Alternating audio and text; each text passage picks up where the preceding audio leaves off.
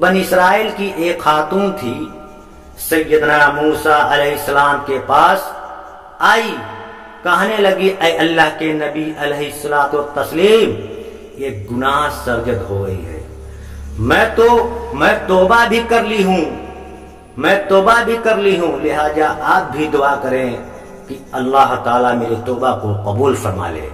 मुझसे गुनाह हो गया है तो इसमें अल्लाह से डर के मैं तौबा भी कर ली हूं, आप दुआ करें कि अल्लाह ताला मेरी दुआ और तौबा को कबूल कर ले।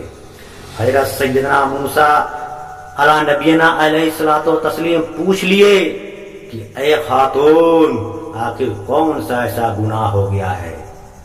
उस औरत ने कहा कि मुझसे ज़िना हो गया था, उसकी वजह से मैं हामिला हो गई थी और बच्चा भी पैदा हुआ। इस गुनाह को छुपाने के लिए इस बच्चे को कत्ल कर दिया, ज़बह कर दिया और मिट्टी के अंदर दफन कर दिया। यही मेरा गुनाह है और इस गुनाह को छुपाने के लिए मैं ऐसा किया ताकि मुआशरे के अंदर जलील न हो जाऊं।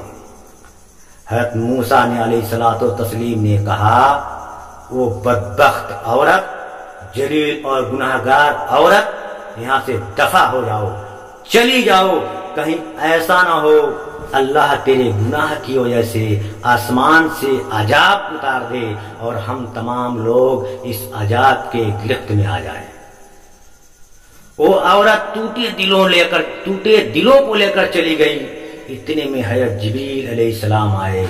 हज़रत जिब्रील अलैहिस्सलाम ने कहा, ऐ अल्लाह के नबी अलैहिस्सलातु तस्लीम, अल्लाह कहता है, अल्लाह फरमा रहा है कि तूने तौबा करने वाली औरत का दिल तोड़ दिया। ऐ मूसा, क्या तूने उससे बदतर गुनाह करने वाले को नहीं देखा? तो हज़रत मूसा अलैहिस्सलाम ने अर्ज की, ऐ जिब्रील, क्या इससे बदतर गुनाह होगा? क्या इससे भी बदतर कोई गुनाह होता है? तो उससे भी ज्यादा गुनाहगार करने वाला होगा। हज़रत जिब्रील अलैहिस्सलाम ने फरमाया, हाँ, जानबूझकर नमाज को छोड़ने वाला उस औरत से भी ज्यादा गुनाहगार है। जानबूझकर नमाज छोड़ने वाली औरत उससे भी ज्यादा गुनाहगार है। खुदारा, मेरी माओं और बहनों और बेटियों, अगर अच्छी इस्लाम की मुक़द्दस आज़ादी बनना चाहती हो तो फिर नमाज का दामन मत छोड़ना। नमाज 5 वक्त का अदा करना, वक्त पे अदा करना।